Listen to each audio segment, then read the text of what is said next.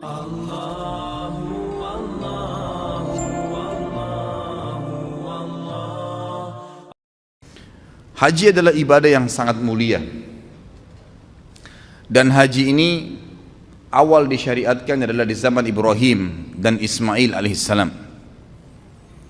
Dan banyak kejadian dari rumah tangga, kejadian keluarga Nabi Ibrahim alaihissalam ini yang dijadikan sebagai bagian daripada haji. Seperti kasus Hajar alaihissalam, istri Nabi Ibrahim alaihissalam. Kita tahu Nabi Ibrahim punya dua orang istri, Sarah dan Hajar. Sarah menikah dengan Ibrahim alaihissalam sampai umur 60 tahun tidak punya anak. Tapi Sarah ini tentu yang teman-teman ikuti di materi sirah saya sudah tahu, tapi yang belum ikut saya sampaikan. Sarah ini menikah dengan Nabi Ibrahim alaihissalam dan Sarah memiliki kecantikan yang luar biasa secara fisik, begitu pula dengan akhlaknya. Sesuai dengan Ibrahim alaihissalam juga yang sempurna, karena Ibrahim alaihissalam sangat menyerupai Nabi SAW secara fisik. Dan Nabi sudah pernah saya gambarkan bagaimana gagahnya beliau secara fisik dan juga akhlak yang sempurna. Ringkas cerita, suatu hari pernah Ibrahim alaihissalam membawa Sarah ke Mesir. Dan di Mesir waktu itu ada raja zalim, suka ngambil istrinya orang. Pokoknya semua perempuan yang berstatus istri pasti direbut sama dia kalau dia suka secara fisik. Karena dia anggap tidak mungkin perempuan ini dinikahi oleh suaminya kecuali punya kelebihan, penyakit jiwa. Tapi begitulah terjadi pada Raja Mesir pada saat itu ya. Masuklah Ibrahim alaihissalam dengan istrinya Sarah ke Mesir, dan Ibrahim sudah berkata kepada Sarah, kalau kita masuk di Mesir nanti dan ada pengawal-pengawal raja zalim ini yang akan menangkap kamu, kalau kamu ditanya siapa saya, katakan saya saudaramu. Dan kalau saya ditanya, saya juga akan mengatakan kau saudariku. Maksudnya seiman ya. Bukan berarti saudara sebenarnya, tapi suami istri. Maka sampailah mereka di Mesir, sepakat dengan poin itu. Ternyata prajurit-prajurit Mesir, Raja Mesir ini ada memang khusus untuk mencari wanita-wanita yang jadi incaran si Raja Zalimin. Ketemu dengan Sarah, begitu melihat kecantikan Sarah sudah tidak berpengaruh lagi, dikatakan ini saudara saya, tidak percaya, pokoknya tetap kamu akan dibawa. Ringkas cerita, dibawalah Sarah kepada Raja Mesir. Begitu masuk depan Raja Mesir di istananya dengan lihat kecantikan yang luar biasa, tidak bisa sabar, dia ingin menjamah Sarah. Waktu dia ingin menjamah Sarah, tiba-tiba tangannya stroke, karena Sarah berdoa kepada Allah Azza wa Jalla agar dihilangkan dari keburukannya raja ini. Dia kaget, dia bilang, apa yang kamu lakukan? Kenapa tangan saya tiba-tiba begini? Kata Sarah, saya minta kepada Tuhan saya untuk menghukummu, karena kau ingin menjamahku dan kau bukan suamiku. Maka dia pun berkata, berdoalah sama Tuhanmu agar stroke saya, penyakit saya ini hilang dan saya tidak akan ganggu kamu. Sarah pun berdoa kepada Allah, sembuh. Raja ini ternyata masih bandel, tetap aja dia ingin menjamah Sarah. Waktu dia ingin menjamah yang kedua, stroke lagi. Lalu dia bilang lagi, apa yang kau lakukan? Kata Sarah, saya berdoa kepada Allah Tuhan saya untuk memberikan kamu hukuman karena kau ingin menjamah saya dan kau bukan suami saya. Kata si raja, baiklah, berdoa sama Allah, sama Tuhanmu itu agar saya disembuhkan dan saya tidak akan ganggu kamu. Sarah berdoa, sembuh yang kedua kali. Ternyata raja ini masih saja berusaha menjamah Sarah yang ketiga kali. Waktu dia ingin jamah yang ketiga kali, Sarah berdoa, seluruh tubuhnya nggak bisa bergerak, yang bisa bergerak cuma mulutnya. Semua tangannya, kakinya, badannya tidak bisa bergerak. Maka dia pun berkata, saya jadikan saksi seluruh yang ada di istana saya ini ya, bahwasanya saya tidak akan menjamah kamu. Mintalah kepada Tuhanmu agar saya disembuhkan. Maka Sarah pun berdoa dan akhirnya disembuhkan. Dan raja ini berkata, keluarkan wanita ini dari istanaku, yang kalian datangkan bukan manusia tapi jin. Kisahnya begitu. Si Raja Mesir ini ternyata karena takut, ikhwan dan akhwat sekalian, khawatir jangan sampai Sarah ini berdoa lagi kepada Allah dan dia stroke lagi, maka dia menghadiahkan, ada dua perselisihan pendapat ahli sejarah, dihadiahkan budak wanitanya, yang satu lagi pendapat mengatakan anaknya dia sendiri yang perempuan dihadiahkan, yang bernama Hajar. Hajar ini dihadiahkan oleh Raja Mesir kepada Sarah, supaya Sarah nggak berdoa lagi sama Allah, bisa stroke dia. Ringkas cerita, dibawalah Hajar ini pulang ke Palestina waktu itu dan bekerja membantu Sarah.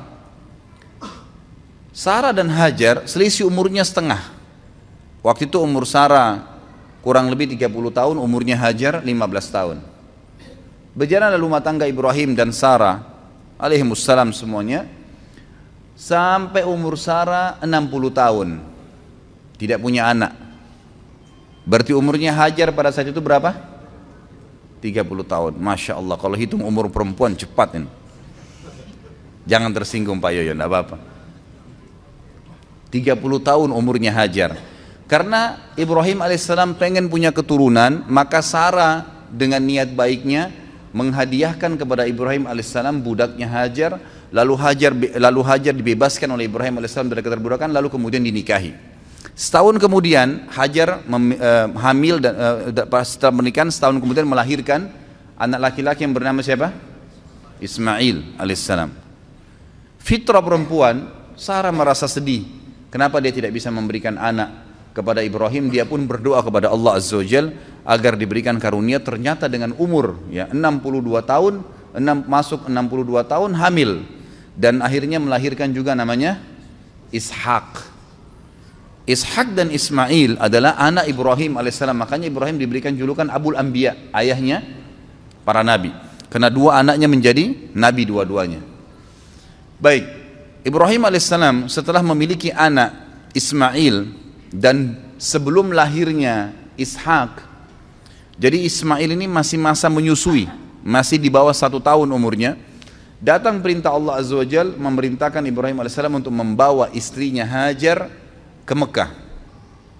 Mekah waktu itu ikhwah-ikhwah sekalian adalah sebuah lembah yang tidak ada kehidupan sama sekali. Kata Allah Azza wa Jal tentang melalui lisannya Ibrahim alaihissalam, dia mengatakan, ya Allah, saya meninggalkan keluarga saya dengan kalimat Al-Quran, biwadin gairi dhi dhar'in inda baitikal muharram rabbana liyuqimus shalah, al-ayah. Ya Allah, aku tinggalkan keluargaku di sebuah lembah yang tidak ada dhi dhar'.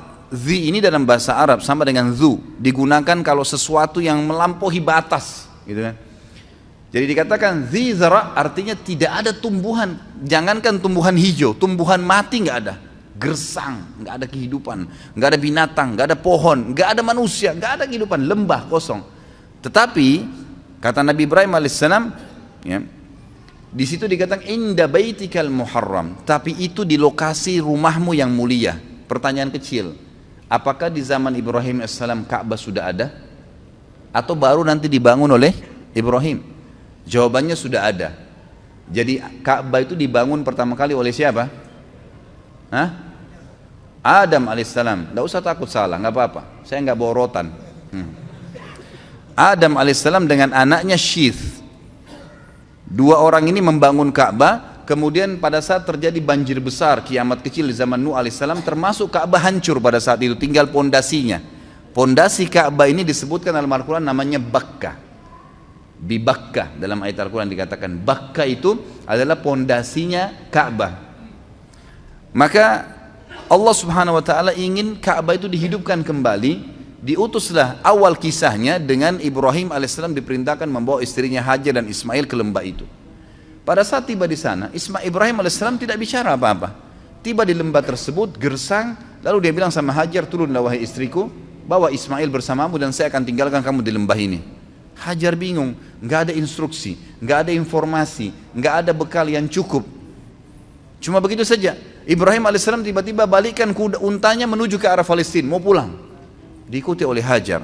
Wahai Ibrahim, apakah engkau meninggalkan kami di sebuah lembah, tidak ada manusia, nggak ada pohon, nggak ada hewan, nggak ada kehidupan, panas gersang begini, bekal air cuma 1 kendi air. Ibrahim alaihissalam cuma bisa netesin air mata, tetap jalan. Diikuti lagi, ya Ibrahim, apakah kau tinggalkan kami di lembah, tidak ada kehidupan, nggak ada manusia, nggak ada batu, nggak ada air, nggak ada pohon, nggak ada hewan. Ibrahim AS tetap jalan menangis. Yang ketiga kali Hajar bilang lagi, wahai Ibrahim, apakah kau tega membiarkan kami begini dan seterusnya. Tetap saja Ibrahim AS jalan. Maka Hajar akhirnya Allah SWT berikan ilham dalam hatinya dan bertanya begini, Allahu amaraka bihada, apakah Allah yang perintahkan kamu seperti ini? Maka Ibrahim AS tidak nyaut apa-apa, cuma nganggungin kepala. Iya, artinya ini memang diperintahkan oleh Allah. Maka jawaban Hajar dengan sangat jelas. Dan perhatikan ya, seseorang kalau sudah datang perintah Allah Azza wa Jalla dan dia terima, perhatikan nanti apa efeknya, apa yang Allah kasih pada saat datang sebuah ilmu, dalil, wahyu, Al-Quran dan Sunnah lalu dia amalkan. Perhatikan apa yang Allah kasih nanti dari banyak sekali pahala yang dia akan panen. Maka dia mengatakan, idzan la yudayyi'ana. Kalau begitu tidak mungkin Allah itu membiarkan kami mati. Udah pergi aja Ibrahim, nggak apa-apa. Ibrahim alaihissalam pun pulang ke Palestina. Di tengah jalan dia berdoa, Rabbi inni askantu min dzurriyyati biwadin ghairi dzin inda baitikal muharram rabbana liyuqimus shalah faj'al afidatan minan nasi tahwi ilaihim. Jadi dikatakan di sini, ya Allah, aku telah meninggalkan keluargaku di sebuah lembah, tidak ada kehidupan, tidak ada pohon, tidak ada air, tidak ada manusia, tidak ada hewan. Tapi di tempat rumahmu yang mulia Allah, agar dia mendirikan sholat sebagai kamu, sebagaimana engkau telah perintahkan ya Allah. Gitu kan? Maka tolong utuslah kepada mereka orang-orang yang bisa tinggal mendampingi mereka. Karena perintah Allah kepada Ibrahim alaihissalam, tinggalkan istrimu di sana Hajar sama Ismail, pulang ke Palestina. Nggak ada tugasmu tinggal di Mekah. Maka dia berdoa seperti itu. Kita kembali ke Hajar alaihissalam. Hajar waktu itu merasa prihatin setelah Ibrahim alaihissalam sudah tidak kelihatan lagi di jauh padang pasir sana. Teriknya matahari di siang hari luar biasa panas. Air yang diminum tinggal sedikit. Ismail juga butuh minuman. Hajar merasa sebelum malam tiba kesempatan coba cari sesuatu di situ, ada kehidupan, ada pohon, ada manusia kah, ada kemah kah, manusia hidup di mana kelihatan. Yang paling dekat dengan Hajar waktu itu ada dua bukit namanya Safa dan Marwa. Maka dia pun alaihissalam Hajar naik ke atas bukit Safa. Kita tahu kalau panas matahari yang sangat terik, ada fata morgana, ada kesannya kayak kelihatan air padahal sebenarnya tidak, karena pantulan dari cahaya matahari. Dia naik di Safa, dia lihat ke gunung Marwah, ada air di sana. Maka yang terjadi, Hajar alaihissalam turun dari Safa, di tengah-tengah lembah dia berlari, persiapan untuk naik ke gunung Marwah. Naik di Marwah, dia lihat kiri kanan gak ada air. Dia lihat ke arah Safa, ada air di sana. Diulangin lagi sama dia. Turun dari Marwah, di tengah-tengah lembah lari lagi, kemudian naik di Safa. Terjadi sama. Sampai 7 kali dia bolak-balik. Dari Safa ke Marwah, Marwah ke Safa, terus begitu sampai 7 kali. Terakhir di Marwah, dia lihat, oh berarti tidak ada ini, gak ada air. Lalu dia kembali ke anaknya Ismail. Waktu dia kembali ke Ismail alaihissalam, dia kaget. Ternyata di bawah kakinya Ismail ada mata air. Ada khilaf di antara ulama tentang dari mana mata air itu. Ada yang mengatakan dari pijakan kaki untanya Ibrahim alaihissalam, tapi riwayat ini lemah. Ada yang mengatakan memang dari sentakan kaki Ismail waktu lagi menangis, itu juga lemah. Tapi ahli sejarah ada yang pakai. Yang paling kuat adalah Allah SWT mengirim Jibril dan mengepakkan sayapnya, lalu keluarlah mata air tersebut. Pada saat Hajar tiba, lihat air, bayangkan kalau kita di posisi ibu kita ini, panas, gerah, ketakutan, gak ada keluarga, takut mati, gak ada air. Lalu lihat mata air, apa yang terjadi kira-kira? Dia datangin air tersebut dengan semangat, lalu dia buat bendungan kecil dari padang pasir itu, sambil mengucapkan lafaz yang digunakan dalam bahasa Palestina, bukan orang Arab ya, ini bukan bahasa Arab, bahasa asli orang Palestina. Dia mengatakan zam-zam, artinya apa? Berkumpullah, berkumpullah gitu. Jadi makna zam-zam itu sebenarnya, ini rahasianya gitu kan. Maka dia bilang zam-zam, ditutup sama dia gitu kan, ditutup sama dia. Kata Nabi SAW, semoga Allah merahmati ibunya Ismail, kalau dia tidak bendung maka zam-zam akan menjadi lautan yang luas. Tapi kekhawatiran seorang ibu, takut airnya habis gitu kan. Tapi kalau dia biarin, udah jelas berkah dari Allah, jadi lautan yang luas. Bayangkan sekarang miliaran orang yang minum gak habis-habis gitu. Baik, akhirnya pada saat itu kejadian terjadi di jazirah Arab yang lain. Di tepatnya di negeri Yaman ada bendungan namanya Bendungan Ma'rib. Bendungan Ma'rib terkenal sekali negeri Yaman. Surah Saba menjelaskan masalah itu. Karena mereka kufur terhadap nikmat Allah, bendungan itu Allah hancurin, sehingga akhirnya di sisi barat dan timurnya negeri Sabak dulu ini penuh dengan, semua di sisi baratnya pohon buah-buahan, semuanya jenis buah-buahan ada. Di sebelah timurnya semua jenis sayuran ada, kaya raya mereka. Tapi karena mereka kufur, Allah hancurkan bendungannya, lalu Allah ganti dengan pohon-pohon yang berduri. Gitu kan. Ringkas cerita, keluarlah suku-suku Arab dari Yaman pada saat itu, dan waktu itu tidak ada suku Arab kecuali di Yaman. Mereka keluar menuju ke negeri Syam. Kalau saya ibaratkan buku ini Jazirah Arab, maka di bawah ini daerah selatannya Jazirah Arab. Indonesia ada di bawah Jazirah Arab, di selatan. Di atas ini utaranya Jazirah Arab. Di utara Jazirah Arab itu ada negeri Syam, Palestina, Syria, Lebanon, dan Yordania. Di atasnya lagi ada Turki. Di atasnya lagi ada Eropa sampai ke Amerika sana. Di sisi baratnya itu ada Rusia, ada Irak, ada Iran, Afghanistan, dan seterusnya. Sisi timurnya ada Mesir, Afrika, dan seterusnya. Selatannya ada Yaman dan Asia Tenggara. Nah, Yaman ini kebetulan ada di Jazirah Arab bagian selatan, di bawah. Jadi mereka mau menuju ke negeri Syam. Di tengah-tengah jalan itu ada kota Mekah di tengah-tengahnya, tengah-tengah Jazirah Arab. Mereka lewatinlah Jazirah Arab itu menuju ke negeri Syam, karena negeri Syam ini subur.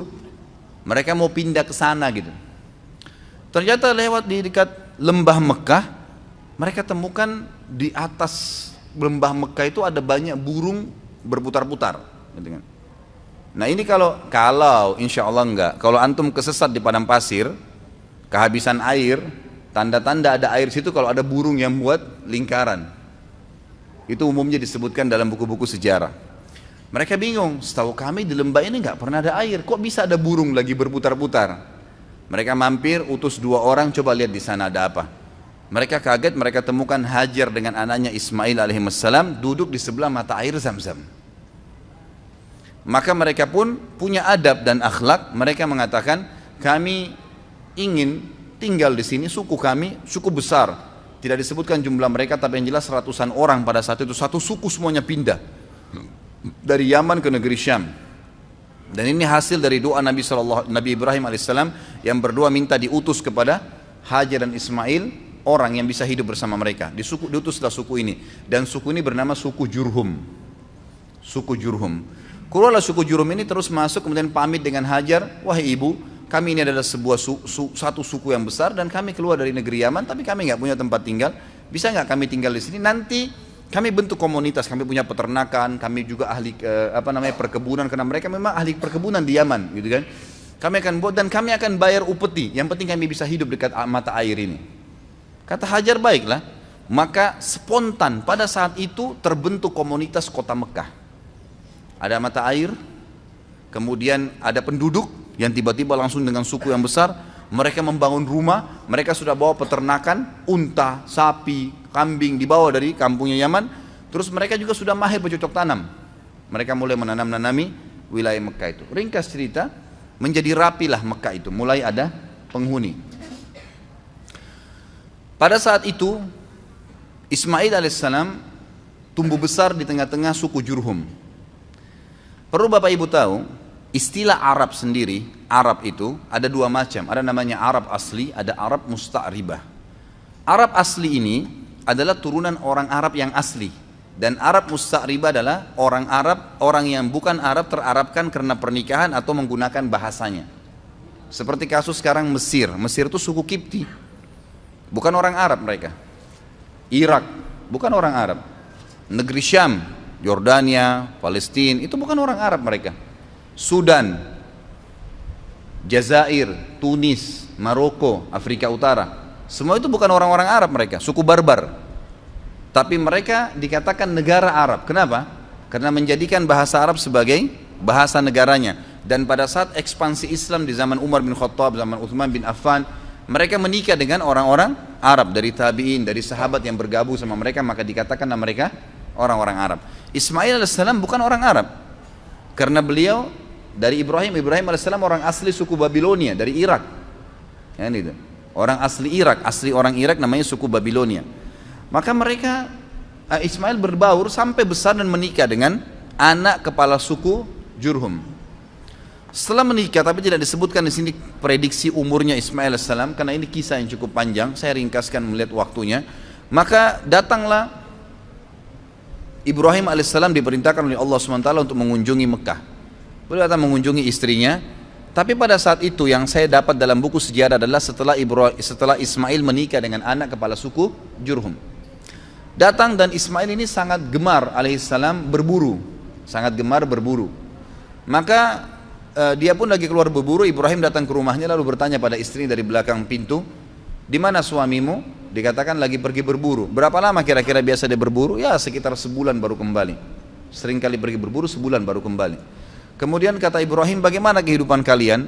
Istrinya mengeluh, hidup kami susah, hidup kami nggak enak, hidup kami gini. Tidak pernah lisannya mengatakan alhamdulillah, tidak pernah ada pujian Allah. Maka kata Ibrahim, kalau suamimu kembali titip pesan bahwasanya ada seseorang yang bernama Ibrahim mencari dia dan suruh dia mengganti tiang pintu rumahnya. Pulanglah Ibrahim alaihissalam setelah ketemu Hajar beberapa hari, lalu kembali lagi ke Palestina.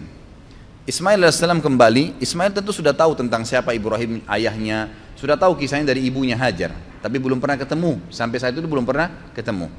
Lalu kemudian Ismail pulang ke rumahnya, tanya istrinya, siapa yang datang? Oh, ada tamu namanya Ibrahim. Apa yang dia bilang?